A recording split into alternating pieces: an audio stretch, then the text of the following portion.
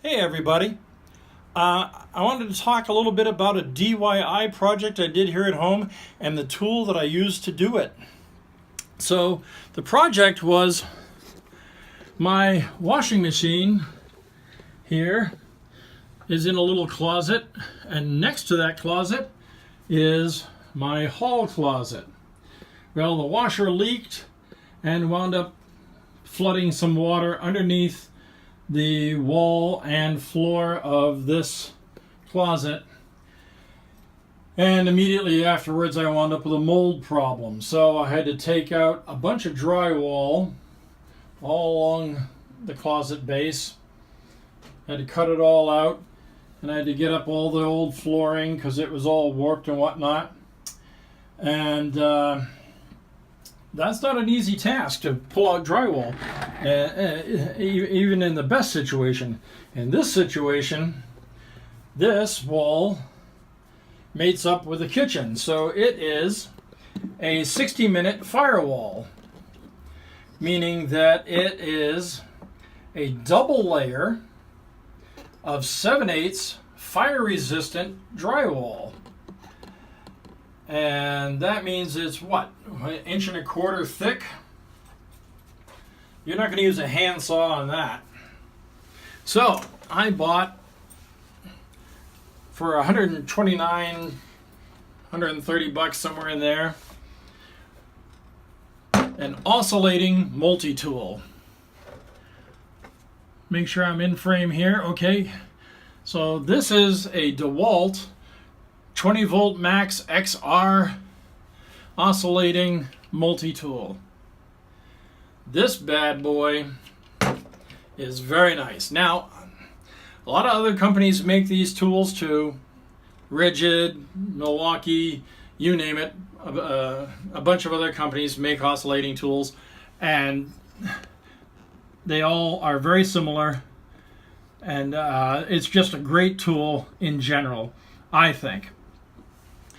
If you do home projects that are not huge, just little small jobs, but sometimes you need a saw or you need a way of scraping up something, that really would take a lot of effort with just a little scraper knife or whatever.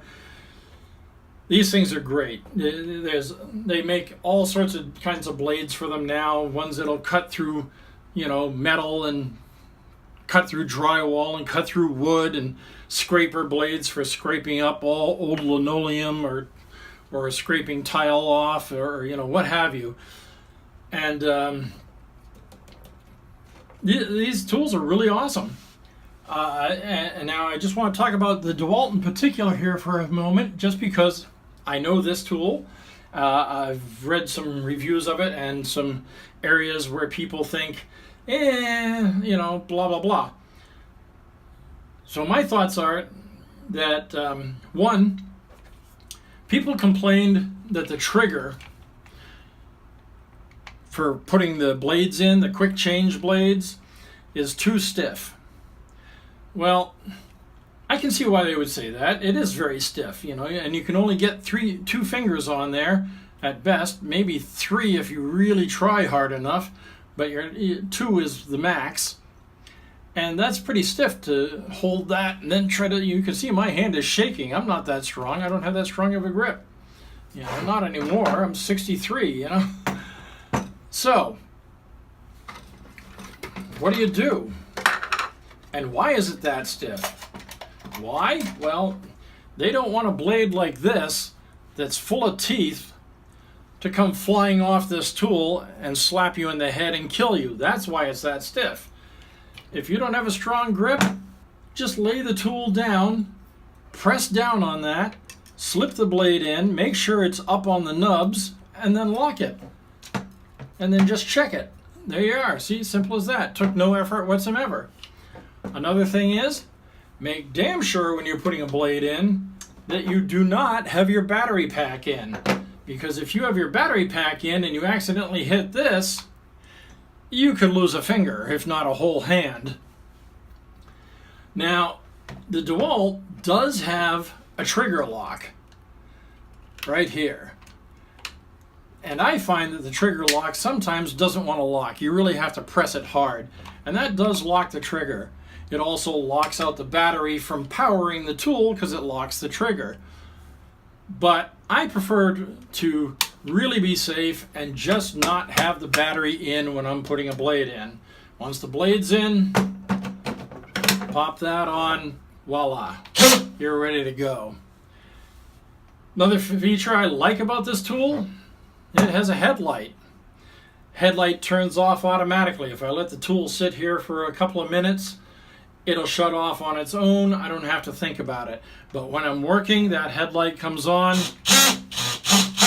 and you can really see what it is that you're doing with, you know, in dark corners and whatnot. It's a pretty powerful little light for its size, and I found it to be very handy. One more thing, and I don't know why you can't find these locally at your hardware store, is this little gizmo.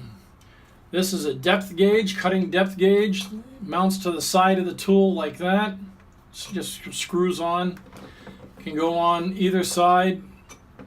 The depth gauge can go in different ways to line it up the way you want it.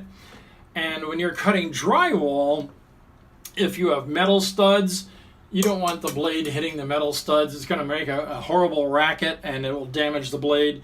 If you have wood studs, this blade will actually start cutting through the wood studs.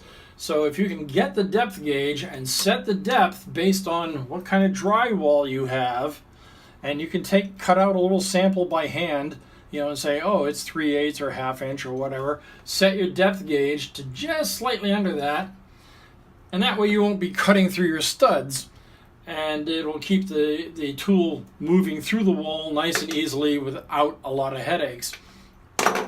Unfortunately, you can only find this online. Sometime, like mine, I had to find the parts. I couldn't even buy the whole piece. I had to buy it in parts. Still, it was under $10, so big deal. Again, always be sure to pull your battery out, put your hand on there, wiggle the blade a little bit, bang, blade comes right out. Find yourself a little container for your blades, boom. Fantastic. I want to talk about the battery system a little bit.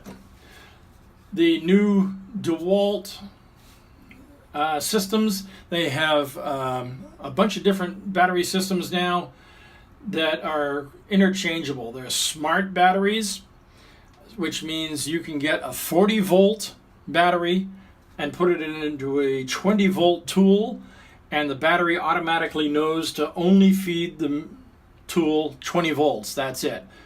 The batteries also have these really cool little gizmos back here that tell you, look, I have this much power still. The 20-volt battery cut all of this drywall out of this closet without even beginning to wear down the battery. The 40-volt battery put into a 20-volt tool, I'd have to think that would last all day long in, you know, working on anything you've got without a problem. Also, this is interchangeable with my new miter saw, which I will also talk about at a later date. I have a sliding 7¼ inch DeWalt miter saw, runs on the same battery pack. Fantastic. So again, great little tool. Put the battery in it, lock the trigger, throw that in your toolbox, tool bag. You don't have to worry about it decharging because something's laying on the trigger. It's locked. I still don't advise putting the blade in while you're in this configuration, only because if you forget to lock the trigger, you're going to lose a finger. So I strongly suggest take the damn battery out. Another reason is that even after you take the battery out, there's a little power there, see? Because there's capacitors in here. And once you've pushed the trigger a few times, it'll die out. Now, it won't hold enough power in the capacitor to actually run the blade, but I've just gotten into the habit of doing that. So this is an awesome tool that, again, if you do projects around the house, cutting small pieces of wood, 2x4 or what have you, cutting drywall, there's blades that'll cut some types of metal and whatnot, but you don't want to own great big huge tools and whatnot, or you just don't have the money for great big huge tools. This is one tool that'll do multiple jobs and do it in tight spaces, and it's just great. I mean, I don't care if you decide to own one made by Milwaukee or by Rigid or by, whoever, I like the DeWalt. I've always liked DeWalt tools. That's just me, I mean, you can buy whatever brand you like. And if you keep buying tools made by the same company, you're going to have those interchangeable battery packs that, a couple of batteries and a dozen tools, and it'll run them all. That's why I tend to own DeWalt tools, because I like them, and one battery, two batteries, and I can run everything. I'm just a home user. I'm not going out and doing heavy construction. So anyways, that's my discussion on this particular tool. I hope you got something out of that information. I'm pretty sure the sound is very echoey because I'm talking in a closet, but I hope you'll forgive me for that. And I hope you'll subscribe to our channel, because I like to talk about tools, and I like to talk about hobbies and artwork and things like that. And so I'm always trying to discuss stuff that I do and that you can do too.